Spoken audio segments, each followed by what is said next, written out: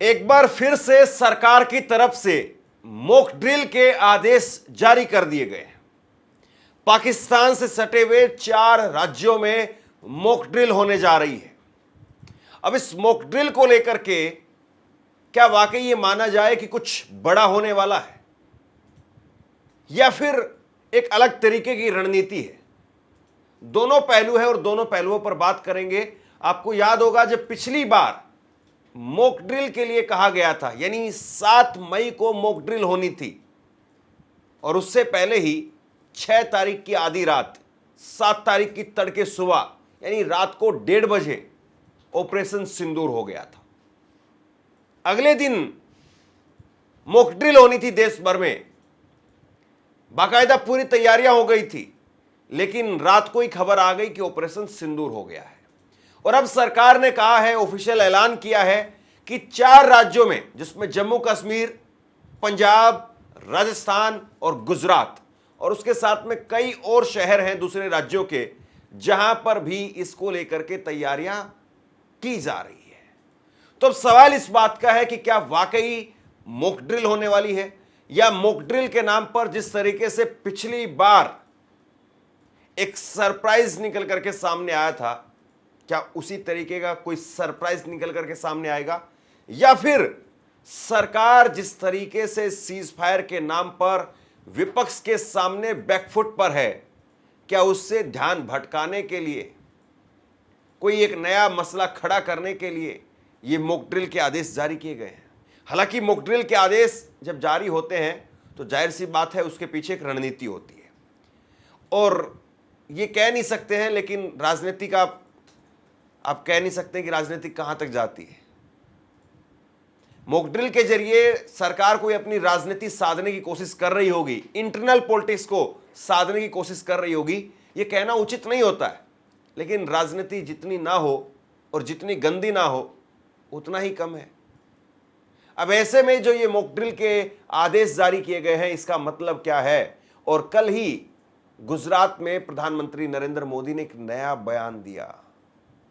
उन्होंने कहा कि क्या इस कांटे को पूरा निकाल देने का वक्त आ गया है?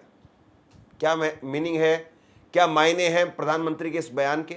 ये भी अपने आप में बड़ा सवाल है। आप मुझे बताइए, क्या ये अब सहना चाहिए? क्या गोली का जवाब गोले से देना चाहिए? ईंट का जवाब पत्थर से देना चाहिए? ये कांटे को जल मुर्द से उखाड़ देना चाहिए? दूसरी एक और बहुत बड़ी खबर, और वो खबर ये कि नेपाल भारत बॉर्डर पर, जो बिल्कुल आमतौर पर यह माना जाता है कि बिल्कुल शांत बॉर्डर है, और वहां पर भी एसएसबी सीमा सुरक्षा बल ने इस बात की पुष्टि की है कि बहुत बड़ी संख्या में ड्रोन आए हैं।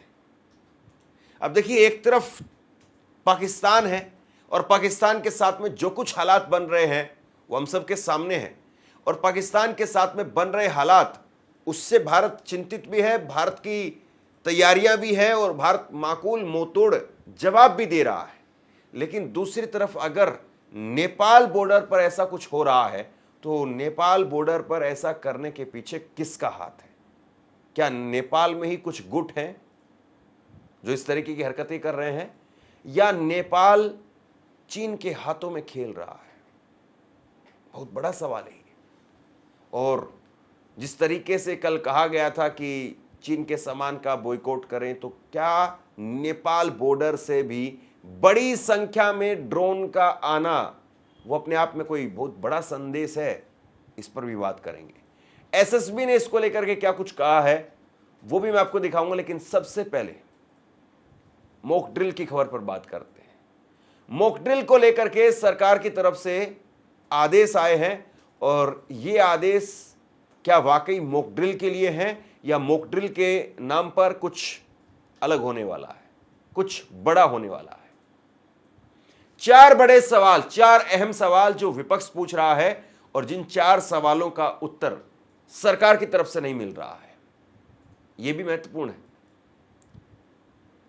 ऐसे में क्या पाकिस्तान के साथ में एक फ्रंट जिस पर बिल्कुल तनाव बना हुआ है, हमने अभी हाल में यह भी देखा कि हमारा एक हवाई जहाज बुरी तरह से एयर टर्बुलेंस के नाम पर फंस गया था। 227 आम नागरिकों की जिंदगी हवा में लटक गई थी।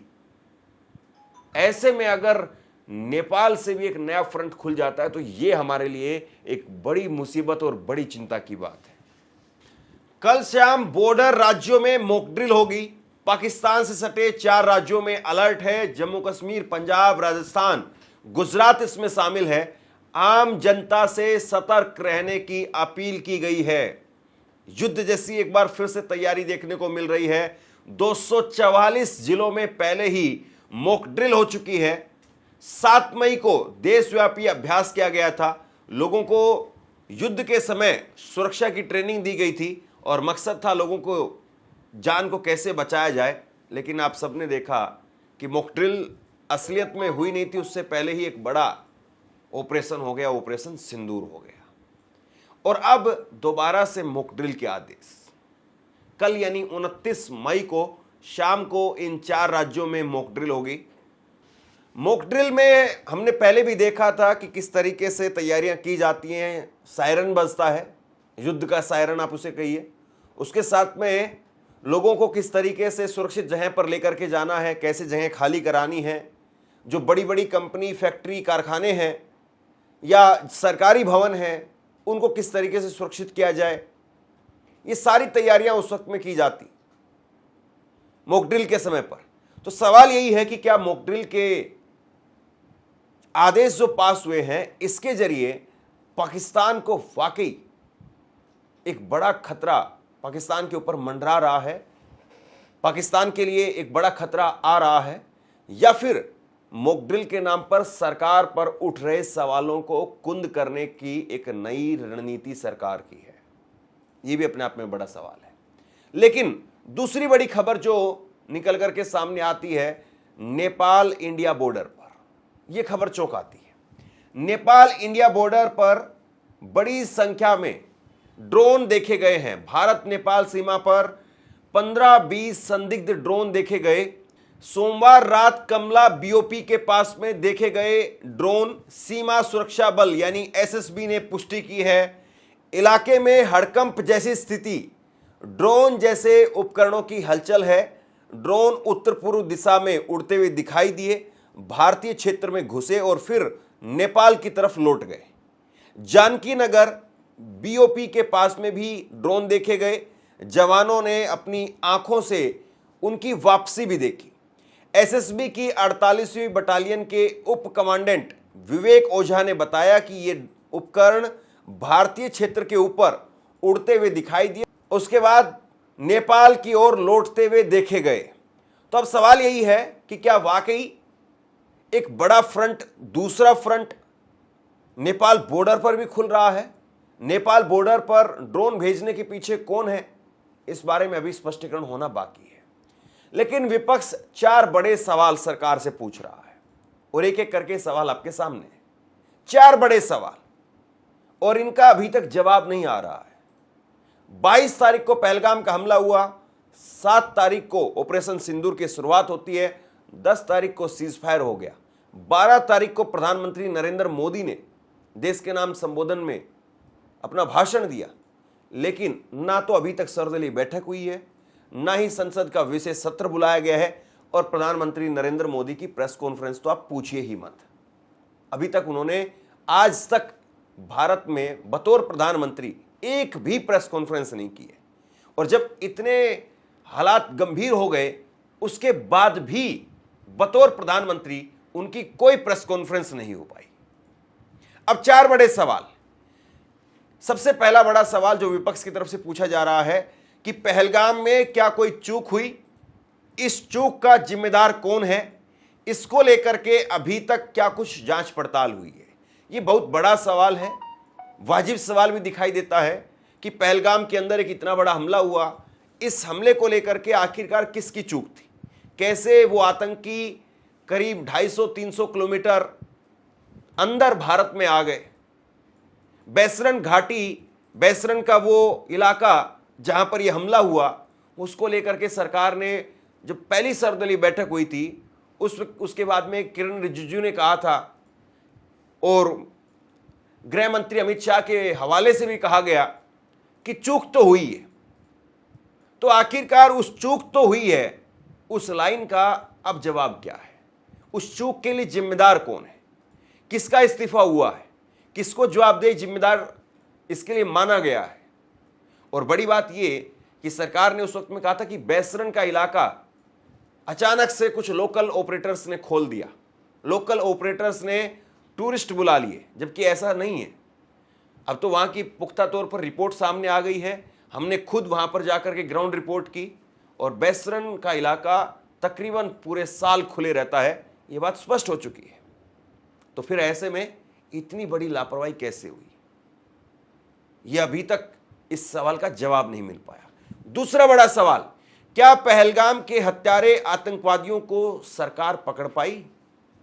उस पर अभी तक स्पष्टीकरण नहीं है कि हां, सरकार ने उन आतंकियों को मौत के घाट उतार दिया है, वो आतंकी मारे गए हैं या वो आतंकी पकड़े गए हैं। इस बारे में बहुत स्पष्टता के साथ में स्थिति साफ नहीं है। यहां तक कि जब नीदरलैंड में विदेश मंत्री एस जयशंकर से सवाल पूछा गया था तो उन्होंने भी कहा कि हमने उन आतंकियों की पहचान कर ली है।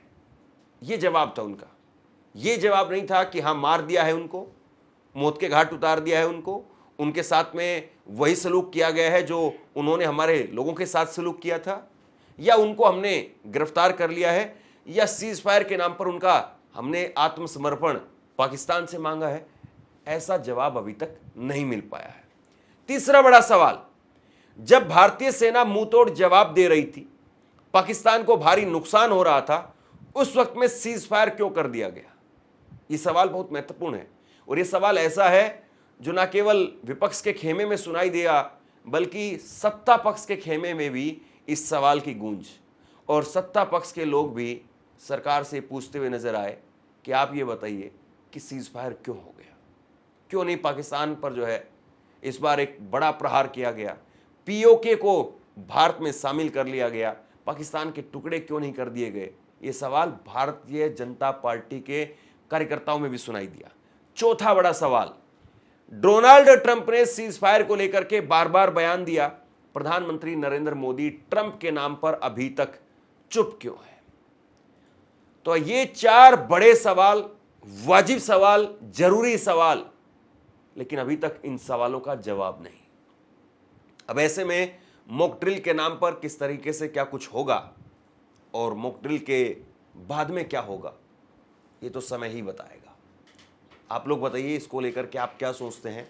क्या वाकई सरकार की कोई बड़ी तैयारी है, या फिर आपको लगता है कि सिर्फ और सिर्फ सरकार अपने ऊपर उठ रहे सवालों से ध्यान हटाने के लिए मॉक ड्रिल का सहारा ले रही है? हालांकि ऐसा कहना उचित तो नहीं होगा, लेकिन दबी जुबान में यह बात निकल करके सामने जरूर आ रही है। आप क्या सोचते हैं? नीचे कमेंट बॉक्स में लिख करके जरूर बताइए। धन्यवाद।